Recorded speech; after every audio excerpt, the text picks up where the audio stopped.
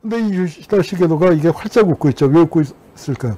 한국 전쟁이 터졌을 때 만세 불렀다는 겁니다. 진짜 만세 삼창을 했대요. 만세 만세 만세를 부르고 이제 일본은 살았다. 한국 전쟁이 가져다준 충격입니다. 우리가 일본 사람들은 일본이 경제 원조를 해서 한국이 이렇게 잘 살게 됐다. 그따 얘기를 하지만, 그러니까 우리 입장에서는 일본이 전쟁의 폐허에서 일어선 것은 한국 덕분이었다. 우리 민족을 갈라놓고, 그 다음에 거기서 또 우리에게 이제 정말 불운이었던 전쟁이 터지면서 이제 이렇게 된 거죠. 그래서 정식으로 대통령이 취임할 때, 63년 12월 15일인가요? 이제 취임식을 가졌는데, 그때 일본에서 경축사절로 온 거예요. 사절단장이에요. 공항에서 기자들이 물었습니다. 공항에서 일본 기자가 한국을 이제 이렇게 해서 방문하게 됐는데 심경이 어떻습니까? 했더니 뭐라고 대답을 했냐면, 아들이 출세해서 아들이 잘 돼서 뭐 높은 자리에 올라서 그 취임식 보러 가는 기분이다 했더니 일본 기자들이 좀 당황을 해서, 아무리 그래도 그렇지 남의 나라 대통령 취임식에 가면서 좀 많이 지나치지 않냐. 그래서 조금 표현을 바꾸라고 다시 질문을 했어요. 그랬더니 뭐라고 얘기했냐. 아니야. 우리 진짜로 사석에서는 아버지라고 불러. 아버지 아들 사이야. 술자리에서 우리 그래. 그러면서 얘기를 해갖고 이제 기자들이 다 뒤집어졌죠. 다음으로 보수의 본류와 반개. 아까 보수의 본류와 반개에 대해서는 한 선생님께서 잘 설명을 해주셨는데, 보수의 본류를 가보죠. 보수의 본류가 바로 요시다 시게도. 원래 외교관 출신인데, 그러니까 이거 태평양 전쟁이 일어나니까, 일본이 미국하고 전쟁을 하니까 이거 하면 안 돼. 이거 화평운동을 해야 돼. 이렇게 평화교섭을 해야 돼. 그래서 전시 일본에서 미국을 상대로, 그러니까 물밑에서 평화교섭을 하던 사람. 그러다 보니까 이제 전쟁이 끝나고, 고노에 후미마루도 그때 이제 요시다 시게도하고 같이 움직였는데, 고노에 후미마루는 전쟁 발발에 대단한 책임이 있다 해서 탈락이 되고, 그 다음에 전범으로 몰려서 감옥 가게 생기니까 이제 자살을 했는데, 요시다 시게도는 살아남아서 이제 일본의 수상이 되는 겁니다. 전후 일본의 수상이 돼서 일본의 7년 동안 수상을 하면서 보수 정치의 기틀을 만들고, 그러니까 미 군정 시대에서부터 샌프란시스코 강화 조약이 이루어진 그 시기까지를 책임을 졌었던, 그래서 전후 일본의 체제를 만들었고요. 요시다 시게도가 물러나고 난 다음에 자민당이 만들어지면서 이른바 55년 체제가 만들어지는 겁니다. 그 55년 체제 이전까지 일본을 책임졌었던 사람인데, 그래서 일본에서는, 그리고 이 사람의 후계자들이 쭉 일본 수상을 지냈기 때문에 요시다 학교라고 불리죠. 그래서 일본 보수의 최고봉이고, 요시다 시게도 일본에서 어마어마한 인물이고, 미국에서도 존 다워라고 유명한 일본 학자죠. 이제 이분이 제국과 그 이후 해서 요시다 시게도를 갖고 이제 책을 썼습니다. 그러니까 일본에서 굉장히 유명한 책인데, 네. 근데 이 요시다 시게도가 이게 활짝 웃고 있죠. 왜 웃고 있을까요? 한국 전쟁이 터졌을 때 만세 불렀다는 겁니다. 진짜 만세 삼창을 했대요. 만세 만세 만세를 부르고 이제 일본은 살았다. 한국 전쟁이 가져다준 충격입니다. 우리가 일본 사람들은 일본이 경제 원조를 해서 한국이 이렇게 잘 살게 됐다. 그따 얘기를 하지만, 그러니까 우리 입장에서는 일본이 전쟁의 폐허에서 일어선 것은 한국 덕분이었다. 우리 민족을 갈라놓고, 그 다음에 거기서 또 우리에게 이제 정말 불운이었던 전쟁이 터지면서 이제 이렇게 된 거죠. 그래서, 자, 거기 이제 보면은 또 한 명, 일본 우익 중에서 우리가 꼭 기억해야 할 인물로 오노 반복구라고 있습니다. 오노 반복구는 누구냐면은, 박정희가 쿠데타로 집권을 했다가 63년 대통령 선거를 치르고 정식으로 대통령이 취임할 때, 63년 12월 15일인가요? 이제 취임식을 가졌는데, 그때 일본에서 경축사절로 온 거예요. 사절단장이에요.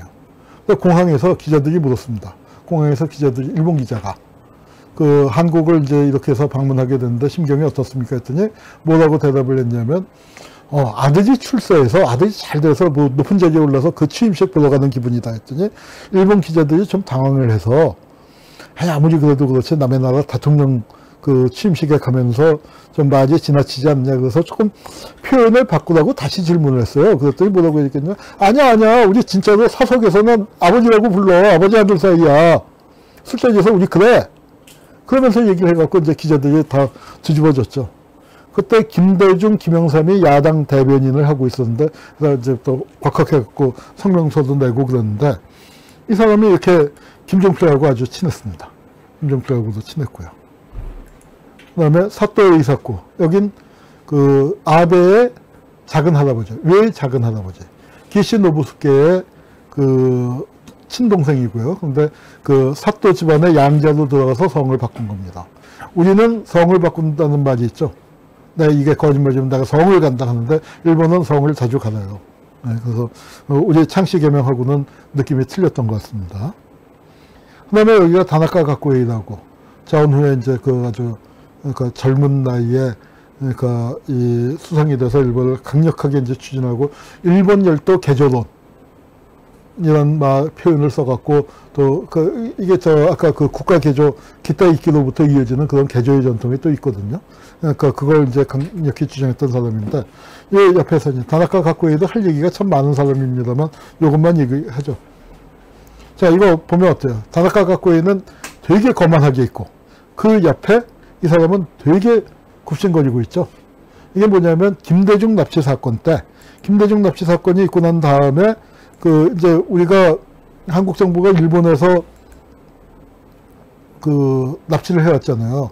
납치를 해왔기 때문에 이거를 이제 그 한일 관계가 극도로 악화됐는데 이걸 한국의 보수 정권과 일본의 보수 정권이 유착돼서 검은 유착으로 덮어버리는 겁니다. 그 덮는 걸 마무리할 때 박정희의 사절로 특사로 가서 이제 일종의 뭐 정치 자금을 갖다 바친 거죠. 검은 돈을 뇌물을 갖다 바쳤는데 그래서 다나카 가쿠에이는 있는 대로 왕거만이고 이건 개굽신이죠.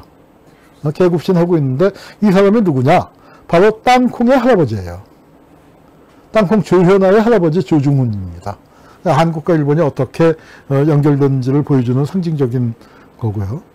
여기는 나카소네 야스히로, 즉 1980년대 초반에 한미일 삼각동맹을 상징하는 전두환, 레이건, 나카소네로 상징되는 인물이고 일본에서 그 본격적인 매파, 보수 분류가 아닌 보수 반개이면서 매파로 등장을 했었던 수상입니다. 그런데 수상으로서 장기 집권했고 장기 집권뿐만 아니라 장수 만세하고 있어요. 1918년생인데 아직 살아 있습니다. 우리나라로 치면은 102살. 아직도 살아 있어요. 아직도. 근데 이 나카소네가 표현했었던 게 전후정치의 총결산이라는 표현을 써서 전후정치의 총결산이란 건 그 요시다 시게루가 만들었었던 그 체제 또는 그 연장선상에서의 55년 체제를 극복하고 미국으로부터 독자적인 노선을 좀 걸어야 한다. 미국하고 굉장히 긴밀한 관계를 유지했지만 또한 일본의 독자성을 살살 나오기 시작한 일본 우익의 어떤 전초전, 보수 회기로의 전초전을 준비했던 사람입니다. 이 나카소네가 해군 장교로 있을 때 멀리 히로시마에 원폭이 터지는 걸 본 거예요. 버섯구름을. 그러니까 그 버섯구름을 볼 정도의 거리에서 바다에서 보고서 그 어마어마한 걸 보고서 앞으로는 이게 힘이다. 일본이 저런 포탄이 없어서 전쟁에서 지는 거구나. 그걸 뼈저리게 느끼고 원폭을 만들어야 한다. 원자력을 만들어야 한다. 자, 일본이라는 나라가 어떤 나라입니까? 세계 유일의 피폭 국가예요. 원자폭탄을 직방 맞은 건. 세계 유일의 피폭 민족은 아니죠. 우리 다음 주에는 원폭 얘기를 우리가 할 건데, 이 원자폭탄에 맞은 민족은 우리 민족도 있고 뭐 많이 맞았지만 국가로 영토에 떨어진 거는 일본뿐이죠. 그런데 원자폭탄의 유일한 피폭 국가인 일본이 어떻게 미국과 소련에 이어서 원자력 세계 3위의 원자력 대국이 됐을까요? 야, 이거 참 놀라운 일인데, 그러니까 그 피폭국 일본을 최대의 원폭 발전 국가로 만든 쌍두마차가 있어요. 그 쌍두마차 중에 한 명입니다. 한 명은 조금 이따 소개할 거고요. 그런데 일본 원자력의 아버지 쪽으로 그 대접을 받는데 또 한편에서는 뭐냐면은, 이 사람이 해군 장교 시절에 위안소를 만들었습니다. 그 위안소를 만들었는데, 그걸 버젓이 자기 회고록에다가 썼어요. 회고록에다가. 자기 회고록에다가 쓰고서 위안소를 설치했다. 해군 장교로 있을 때 위안소를 설치하고, 그 다음에 그 업적으로 꼽았는데, 무슨 얘기냐면은, 야, 위안소를 만들었더니 세상에 말이야. 병사들이 싸움이 확 줄었어. 부대에서 관리를 하는데 병사들끼리의 싸움이 제일 골치 아픈 거였는데, 부대 관리하는 데서. 왜냐면은 전쟁 기간에 얼마나 스트레스가 많이 쌓였겠어요. 전쟁의 공포, 두려움, 사람을 죽인 괴로움, 죽어가는 동지, 전우를 본 괴로움, 뭐 이런 것들 때문에 다 신경이 곤두서서 요만하면은 이제 붙었는데, 위안소 만들었더니 그게 확 줄어들었다. 야, 위안소 만드는 거 잘한 거야. 그렇게 자랑을 했었습니다. 회고록에다가 자랑을 해놓고, 회고록이 나오고 몇 년 지난 다음에 이 나카소네가 있었던 부대에 이 도면이 발견이 됐는데, 진짜로 여기 위안소라고 써져 있잖아요. 이 나카소네가 바로 이 한미일 삼각동맹을 해서, 그러니까 이 일본 수상으로서는 최초로 한국을 공식 방문했고, 또 전두환도 한국 대통령으로서는 최초로 일본을 공식 방문합니다. 그리고 로니아스 동맹이라고 해서 레이건한테는 서로 이름을 부르는 친한 사이. 로널드 레이건을 로온이라고 부르고 야스히로를 야스라고 부르고 그렇게 친한 사이라는 걸 강조했었는데, 총리의 신분으로서 야스쿠니 신사를 처음으로 공식 방문한 사람입니다. 그 이후에 계속 말썽이 나고 있죠. 이게 야스쿠니 신사의 총리가 참배했었던 그 기록인데, 85년, 92년, 96년 이제 그렇습니다. 그다음에 이제 또 한 명 일본 정가에서 빼놓을 수 없는 게 지금 부총리하고 있는 아소타로. 아소타로도 하여튼 친척에 보면 할아버지, 고조 할아버지가 다 수상이에요. 뭐 그런 가문이고, 아소 시멘트 유명하잖아요. 또 아소 농장이라는 게 조선에도 이제 많이 있었던 그런 사람입니다. 그러니까 하여튼 일본 극우파의 또 우리가 봐야 할 거는 만주 인맥이죠. 만주 인맥이 이어지는데, 바로 만주 인맥의 대부분은 기시 노부스키, 아까 보수 반개의 핵심이고, 지금 아베의 외할아버지입니다. 그런데 몇 해 전에 일본에서 나온 책 한국에서도 번역 출간이 됐는데, 기시 노부스키와 박정희라는 아주 재밌는 책이 나왔어요. 바로 일본의 만주 인맥이 어떻게 연결되어 있는가를 잘 보여준 책입니다. 바로 이 기시 노부스키와 박정희라는 책인데, 아베가 총리 당선된 시기하고 박근혜가 대통령 당선된 시기가 사실은 겹쳐요. 아베가 두 번째 총리를 하잖아요. 두 번째 총리 당선된 게 2012년 12월 15일인가 그래요. 박근혜가 당선된 건 12월 19일. 그래서 며칠 차이로 만주국에 연결된 세력들이 떠올랐습니다. 이게 이제 하여튼 참 기분이 안 좋은 거죠. 만주 인맥에서 또 하나 빼놓을 수 없는 사람이 시나 이스사부로. 일본의 식민지 경영에서 또 사실은 오늘 우파 계보에 들어갔어야 할 사람입니다. 고토 신페이라고 대만 쪽에 이제 굉장히 큰 영향을 미친 사람인데, 그 조카입니다. 그러니까 역시 명문가 출신인데, 일본에서 대표적인 지한파라고 되어 있는데, 만주의 직계 인맥이에요.